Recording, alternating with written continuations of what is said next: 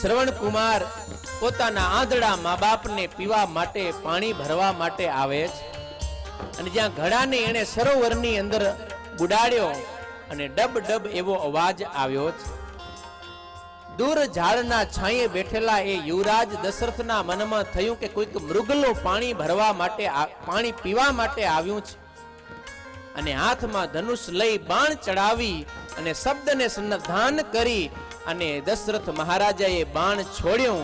છનછનાટ કરતું એ બાણ ગયું અને શ્રવણ કુમારની છાતીને વીંધી અને આર પાર ઉતરી ગયું. અને એ સમયે શ્રવણ કુમારે આર્તનાદ કર્યો છે અને એ શબ્દને સાંભળીને દોડતા દોડતા યુવરાજ દશરથ એ શ્રવણ કુમારની પાસે આવ્યા ને આવીને જોયું તો કોઈ મૃગલીનું બચ્ચું નહોતું, પણ એક યુવાન મૃત અવસ્થાની અંદર ત્યાં કને તરફડિયા મારતો. યુવરાજ દશરથને ખૂબ દુઃખ થયું. અરે રે, મેં અજાણતા પણ એક મનુષ્યની હત્યા કરી. દોડતા આવી અને એનું માથું પોતાના ખોળામાં લઈ અને પૂછે છે, હે યુવક, તું કોણ છે? મેં તને ક્યારેય આ જગ્યાએ જોયો નથી, તું મને તારો પરિચય આપ અને મને માફ કરી દે, મેં અજાણતા તારી હત્યા કરી. પણ એ વખતે શ્રવણ કુમાર કહેવા લાગ્યો કે હે યુવરાજ, હું મારા આંધળા મા બાપને તીર્થયાત્રા કરાવતો કરાવતો અહીંયા આવ્યો છું. અહીંયા દૂર એક ઝાડની છાયામાં મારા મા બાપ બેઠા છે અને તરસ્યા છે, માટે મારી અંતિમ ઈચ્છા પૂરી કરો કે તમે આ પાણીનો ઘડો લઈ જાઓ અને મારા મા બાપની તૃષા તમે તૃપ્ત કરો. એટલું કહેતા જ એ શ્રવણ કુમારે પોતાના પ્રાણને છોડી દીધા છે. યુવરાજ દશરથને અપાર દુઃખ થયું, પણ પોતાના હાથે જે થવાનું હતું થઈ ગયું. હવે તો એ પ્રાણ પાછા પૂરી શકે એમ નથી. પણ પાણીનો ઘડો લઈ અને શ્રવણ કુમારના મા બાપને પાણી પાવા માટે આવે છે, પણ મનમાં વિચાર કરે કે હું કયા મોઢે એમની સાથે વાત કરીશ, હું કઈ રીતે સમાચાર આપીશ કે તમારા જીવનનો એકનો એક આધાર એને મેં મારા હાથે મારી નાખ્યો.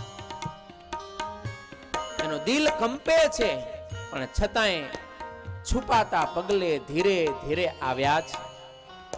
પણ આંધળા મા બાપને ખબર પડી ગઈ કે આવનારના પગની ચાલ, એનો અવાજ એ મારા શ્રવણનો નથી. એટલે મા બાપે કહ્યું કે કોણ છે? પણ મહારાજા દશરથ કઈ બોલતા નથી. ત્યારે પૂછ્યું છે, જે હોય બોલો, નહીતર હમણાં જ શાપ આપશો. એ વખતે દશરથે રડતા હૃદયે જે કઈ હકીકત બની એ બતાવી છે કે મારા હાથે અજાણતા તમારા પુત્રનું મૃત્યુ થયું. અને વાલા ભક્તો, પોતાના પુત્રના મૃત્યુના સમાચાર સાંભળતા જ એ અંધ મા બાપ એની ધીરજ ખૂટી પડી, હૃદય કંપી ઉઠ્યું અને તરફડિયા મારવા લાગ્યા. અને જાણે કે હમણાં જ શરીરમાંથી પ્રાણ નીકળી જશે એમ જ્યારે મૃત પ્રાય અવસ્થાને પામ્યા ને ત્યારે આંધળા મા બાપે પોતે પણ ટળવડતા ટળવડતા એ રાજા દશરથને શાપ દીધો છે.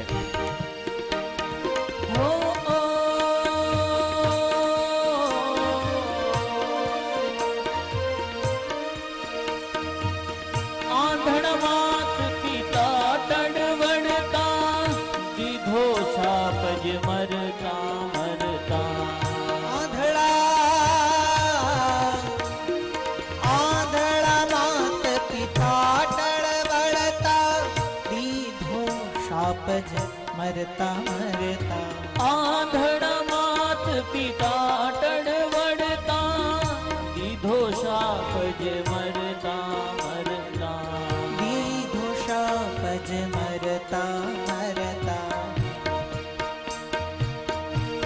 હે મરજો દશરથ પુત્ર વિયોગે કરતા રામ રામ રામ. મરજો દશરથ પુત્ર વિયોગે કરતા રામ રામ રામ.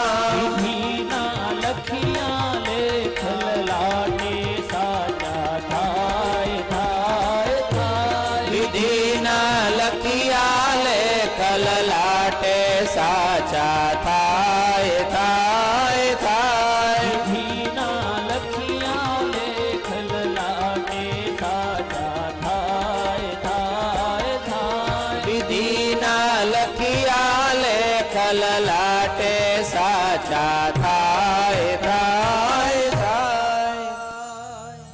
આંધળા મા બાપે ટળવડતા શાપ આપ્યો કે હે યુવરાજ, આજે જેમ અમે અમારા પુત્રના વિયોગમાં ઝૂરીને મૃત્યુ પામીએ છીએ, એમ એક દિવસ તું પણ તારા પુત્રના વિયોગમાં ઝૂરીને મૃત્યુ પામીશ.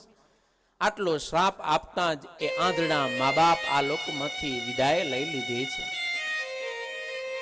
યુવરાજ દશરથને અપાર દુઃખ થયું છે.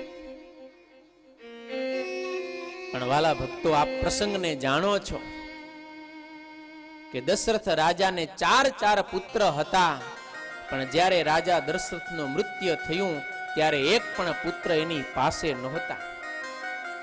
કેમ? એના થકી યુવા અવસ્થામાં એવું કર્મ થયું. માટે બહુ ધ્યાન રાખવું. આપણે જે કંઈ કર્મ કરીએ છીએ એ કર્મનો બદલો આપણે અહીં જ ચૂકવવો પડે છે. માટે બની શકે તો કોઈકની મદદ કરવી, કોઈક ઉપર દયા કરવી, પણ ક્યારેય કોઈને દુખી ન કરવા.